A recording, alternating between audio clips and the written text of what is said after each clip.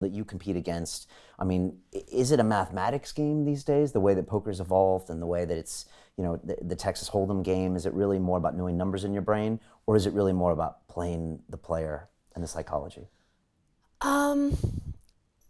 These days, it's, in order to become one of the very best, you have to have the desire to do a lot of analysis, both sort of pre-game, studying the theory and so on. Within the game, there's sort of, it's a game of logic essentially. Oh, well, they did this here and this there, and so that means they're likely to have this range of hands, and sort of piecing that together, and there's some sort of basic math in game. And then, again, to be really good, then after the game, you want to analyze what you've done, discuss a hand with your peers, people whose game you also respect, and sort of assimilate ideas and feedback from the decisions you've made, that kind of thing. So yeah, it's definitely a game of logic and analysis more than anything. On top of that, I mean, people often like to say, oh, so it's all about reading people and so on. It's like, well, what do you mean by reading someone? I'm looking at you now, I could be reading your body language. I see you're sort of listening to me, you're focused and so on. So that's a form of reading, but also reading someone is the way that they have played the hand. Well, they bet this many chips on that card, and then they check raised on this street, and so on and so forth. That's also a form of reading someone. You're getting information just about their betting patterns and so on. So it depends how you want to define it. But is it more about, some people tend to focus so much more on, just the way someone, well, they moved their hand this way and so on and so forth. And it's just not an accurate enough picture you're going to get from the way people behave. Because yes, there are sort of human tendencies. When we're confident, we tend to expand like this. And when we're shy, we get smaller. But anyone who's half decent at poker knows this. So if they see someone's really staring at them all the time instead of actually really thinking about the game, then you can easily just go, okay, well, they're looking for my body language, so I want them to fold. So, okay, and so on, and then it's a combination of all of these little things. But by far, the majority, if you want to become a really good poker player, then you've got to do the theory work and the analysis. Okay, and your degree in physics and astrophysics probably makes you comfortable with math and statistics, and so that probably came natural to you. You're like, I got this.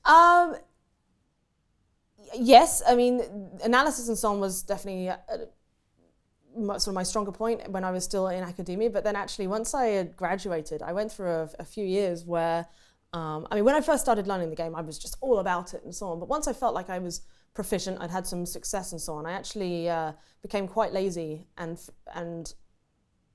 complacent, for want of another word, and didn't do that level of analysis that I should have been. And the way that poker's gone is that there's so many sources of information of how to be better, like the internet and so on, that the average standard of play has just gone up and up and up. And if you don't keep up with that, then you get left behind and so on. That's fascinating to me, because you said that in an interview, that you took kind of like a year off and you weren't studying and doing all the pieces, and then you said the game left you behind.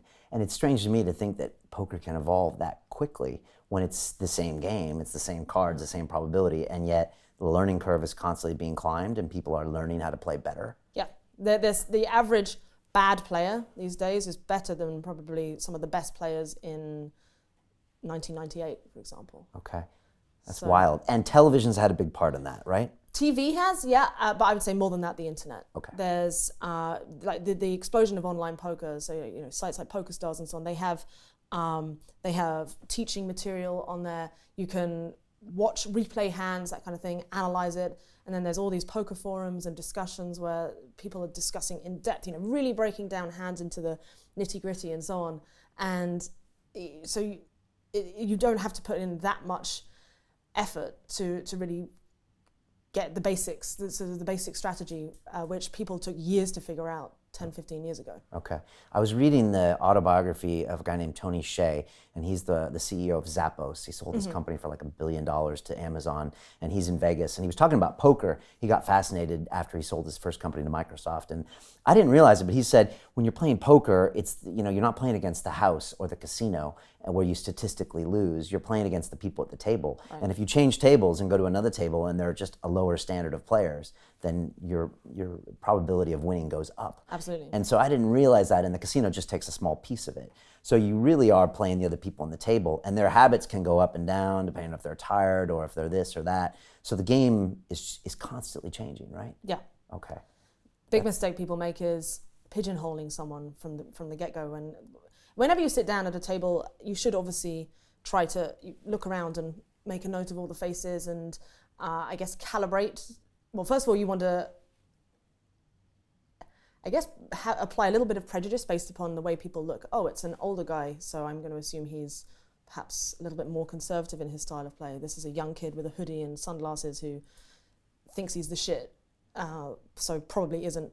This guy young as well, but very calm, and I really need to keep an eye on him. This girl, I don't know much about her, but she seems young and very focused, so probably should be careful of her, and so on. So you have a quick look before you've even seen how anyone's played a hand, and try and, even though in an ideal world you shouldn't put people into pigeonholes because it can be a detriment to your game, you have to make assumptions from the beginning until you've gathered enough data, and you know, if you get evidence that actually the old guy is super aggressive, really make a mental note of that, and don't. And people often don't keep up with this information that they're receiving, and they still stick to their initial first impression.